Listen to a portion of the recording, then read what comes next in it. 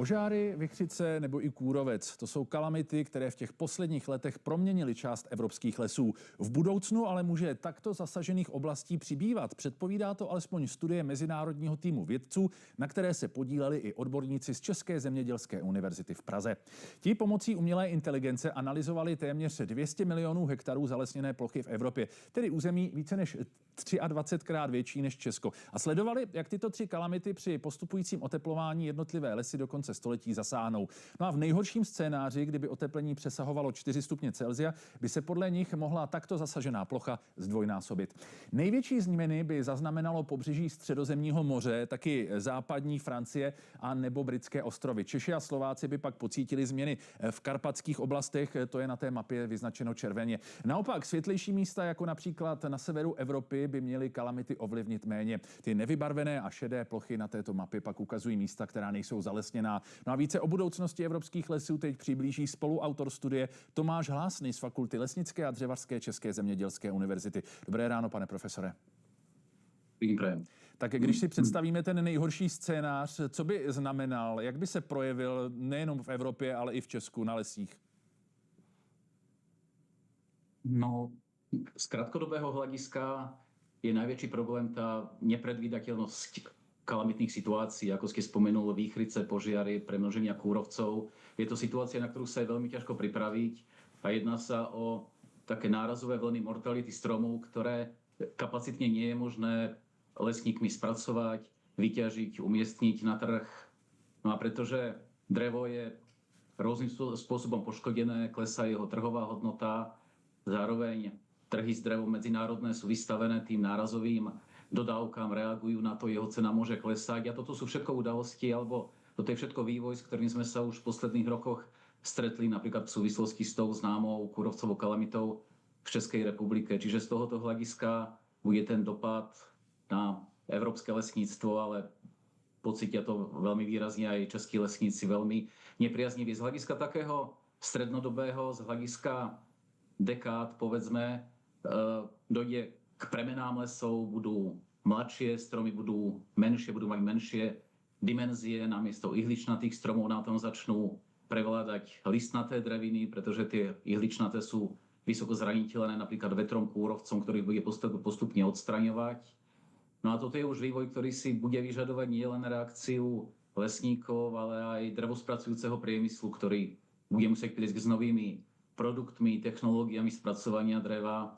A toto si už vyžaduje takú konsolidovanú európsku národnú stratégiu, ako adaptovať ten lesnický a drevársky sektor na takýto nepriaznivý vývoj. Tak když se právě zaměříme na práci lesníků, co mohou třeba už teď dělat? Je na řadě začít přemýšlet o změně skladby lesa, sázet jiné stromy jinak? Jakým způsobem by na to měli reagovat? Jeden aspekt tohoto vývoja je, že tá špirála klimatickej zmeny sa už ako roztočila, že už to nie je problém, budúci problém, na ktorý sa adaptujeme, už je to realita dnešných dní a už sme v tom, čiže už sa rozprávame skôr o zmierňovaní dopadov ako o takých opatreniach, ktorými sa tým dopadom je možné vyhnúť. Čo sa týka napríklad kúrovcových kalamít, tak tam je, alebo tých rozsiahlých premnožení kúrovcov, tak tam je kľúčová zmena drevinového zloženia, vyhnutiu sa akýchkoľvek rovnorodých, hovoríme tomu monokultúry, teda lesov, v ktorých dominuje jedna drevina, napríklad smrk, v ktorej sa likožrút môže veľmi ľahko šíriť, namnožiť, vybudovať svoje velikánske populácie v krátkej dobe. Čiže tu je naozaj veľmi dôležitá tá diverzifikácia, diverzita premena lesov. Keď sa bavíme napríklad o požiaroch, tak tu je veľmi dôležitý vývoj rôznych systémov monitoringu, včasnej detekcie, schopnosť zachytiť tie požiare ešte v ich počiatkoch. Veľmi dôležitú rolu tu zohráva zvyšovanie povedomia napríklad bežnej verejnosti, pretože väčšina požiarov stále vzniká v dôsledku ľudskej činnosti. Klimatická zmena až následne pristupuje spôsobom, že zvyšuje riziko rozvoja tých požiarov, zvyšuje kvalitu toho paliva v lese. Čiže v prípade požiarov je veľmi dôležitá napríklad to zvyšovanie povedomia verejnosti. Když se zaměříme na české lesy, jak jsou na tyto změny připraveny vzhledem k tomu, že stále nebo v minulosti tady dominovala ta smrková monokultura? Proměňuje se už nějak? Jsou ty lesy odolnější, připravenější, řekněme, na tyhle kalamity?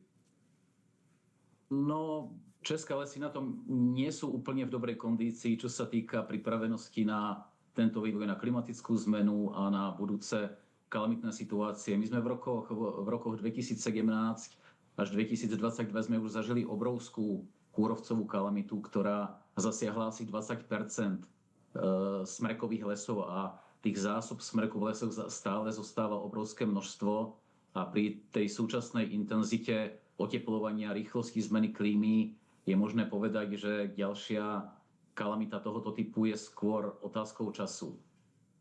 Bohužiaľ, tie časové horizonty možnosti zmeny drevinej skladby, štruktúry lesa a rýchlosti klimatickej zmeny nie sú veľmi kompatibilné, čiže tam nie je momentálne dáky zázračný postup, ktorým by sa tie lesy dali pripraviť. Zároveň napríklad v roku 2022 sme sa stretli s obrovským požiarom v Českom Švýcarsku, ktorý zasiahol oblasť, ktorá bola predtým zasiahnutá premnožením kúrovcov. Čiže už nám tu vzniká, vidíme, že nám tu vzniká úplne nová dynamika, na ktorú ani lesy, ani lesnícky sektor momentálne pripravený nie je. A je možné povedať, že tieto javy, ktoré sme videli v posledných, povedzme, 10 rokoch, sú taký náhľad do budúcna, do toho, ako by tie ďalšie 10 ročia mohli vyzerať.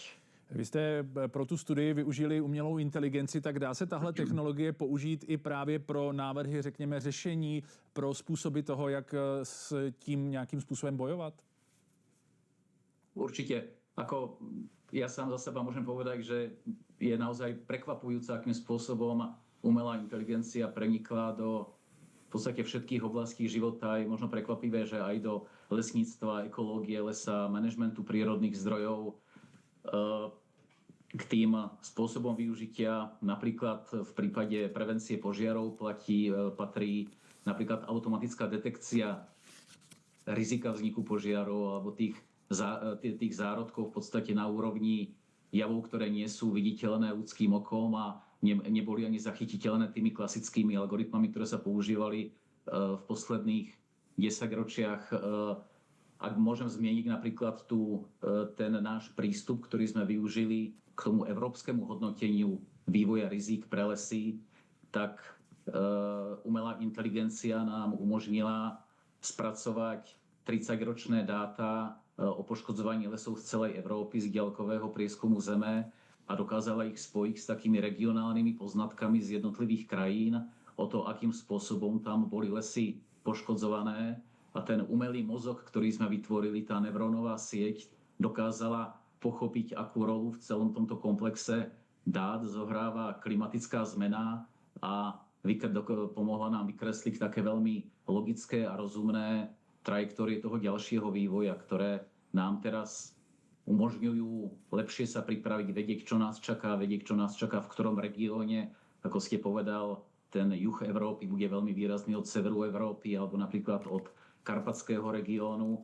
Čiže umelá inteligencia nám tu pomáha vytvoriť prístupy k tomu, ako lepšie manažovať tieto rizika a lepšie sa na ne pripraviť. Tomáš Hlásný byl naším hostem. Pane profesore, moc děkujeme. Přejeme hezký den. Ďakujem, príjemný deň.